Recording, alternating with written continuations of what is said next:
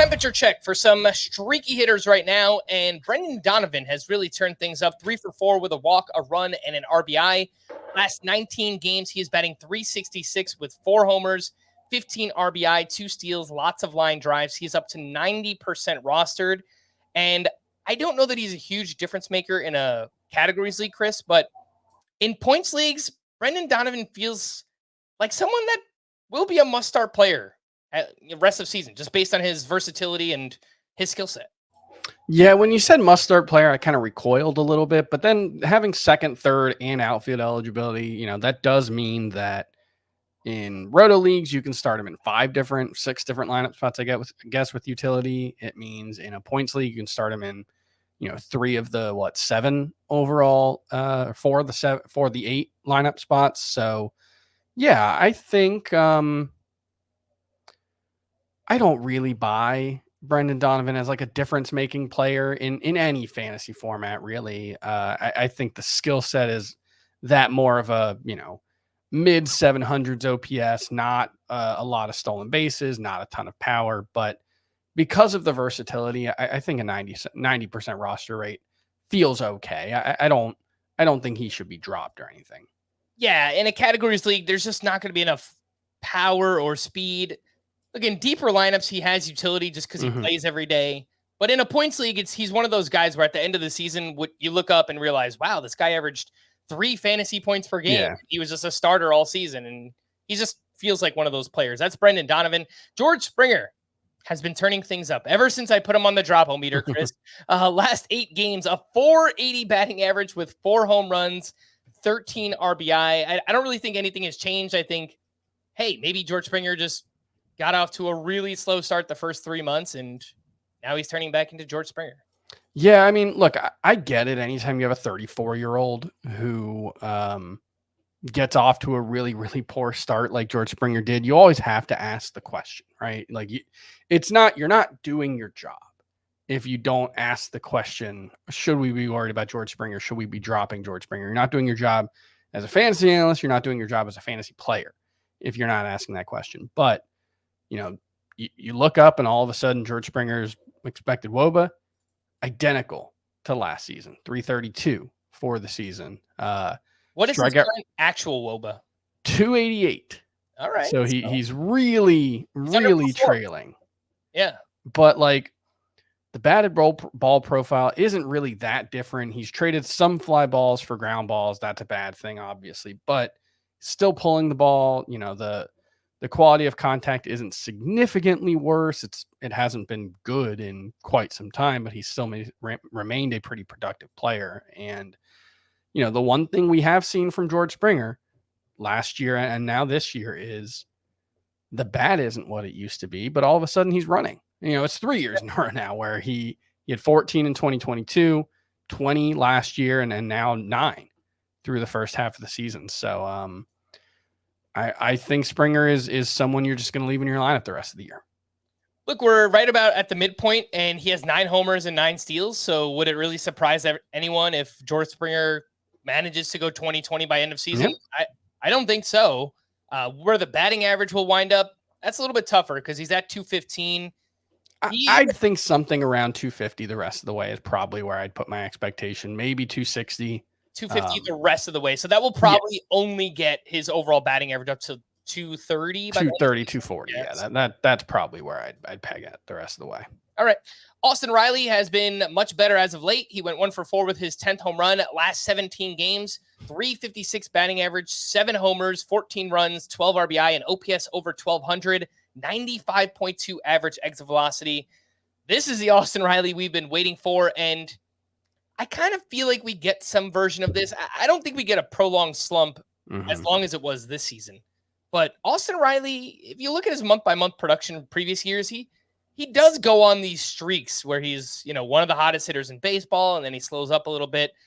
Did you have Austin Riley in your rest of season top 2 rounds? Did I have Austin Riley? If not, he was very close. Yes, he was my number 24 player. A little bit behind Rafael Devers, but I still think the two of them are very, very similar. Devers, actually, is he is he on pace for his best season? Or if not his best season at, in terms of power, it's like second most homers, batting average is super high. So I'd take Devers over Riley right now, but in the long run, it's probably going to be pretty close to a coin flip for those two.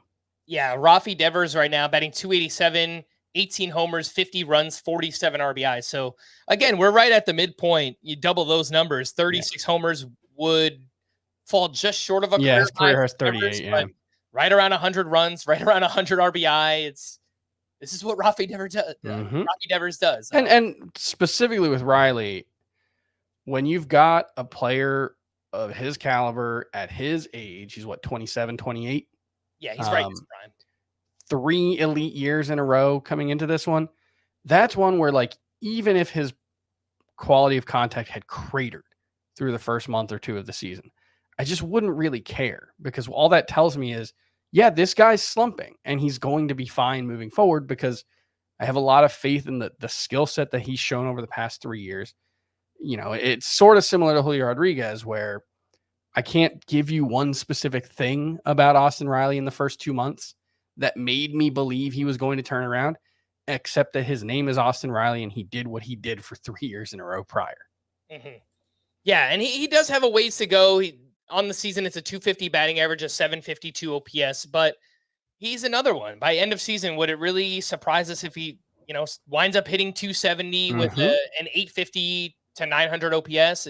That's what I expect. Yeah, would not surprise me one bit.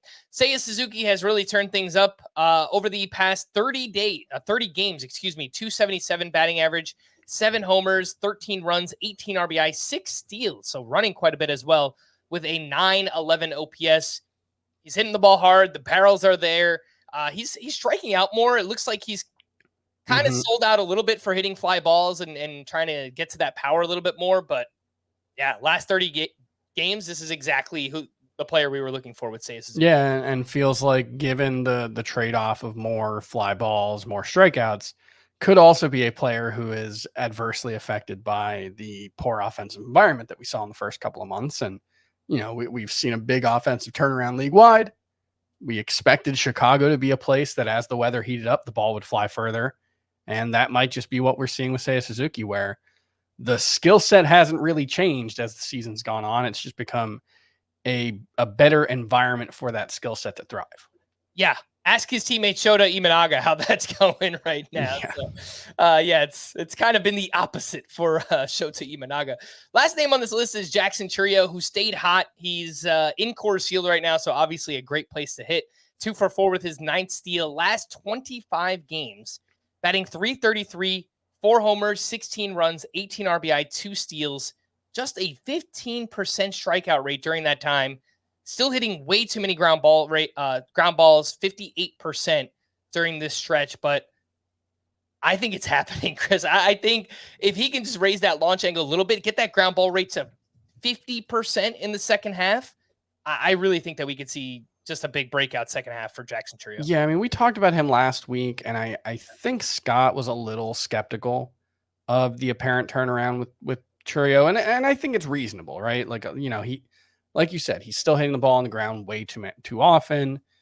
Is he playing like every day? Let's see. He's played like 21 of the past 22. He started 22 of the past, like, looks like 27 or 28 games for the Brewers. So not quite every day, but around 85 to 80% of the games. That's fine. He has started 8 straight, so maybe the fact that he's like really picking things up now, they're letting him loose. I think it's probably unlikely that he's going to be much of a power threat the rest of the way. And it's been, someone asked me about this on Twitter the other day about the lack of stolen bases for Jackson Chourio. And one thing I noticed is Baseball Reference has a stat called stolen base opportunities. That is just, I think it's just the amount of times that a player has been on base with an open base in front of them on first or second. And Jackson Chourio's attempts per stolen base opportunity was basically identical to Jake Bauers, his teammate, who is 49th percentile in sprint speed. Jackson Chourio, a little bit faster than Jake Bauers. So that's been a weird one where, you've got this team that's let Bryce Terang run wild and has, a handful of other guys who are running a ton. Christian Yelich, I think, has like a 15% stolen base per stolen base opportunity rate. Chourio's was like 11%. So I expect him to run more. I'm not quite sure why he hasn't been. It's not like he hasn't been thrown out on the bases a ton. He hasn't been picked off. There's no reason that I can see for why Jackson Chourio hasn't been running more. So that is the one thing that as the season goes on, I do expect Jackson Chourio is going to start running a lot more. And if he, even if the power doesn't come, if he can be a 275-ish hitter, I think he's going to be a very useful fantasy option. 97th percentile sprint speed for Jackson Chourio. That guy should be running a lot more. A little bit faster than Jake Bauers, as you pointed out. I think it's going to happen, man. If you're playing a deeper league or a 5 outfielder league, I would be putting offers in now to try and get Jackson Chourio on my fantasy team.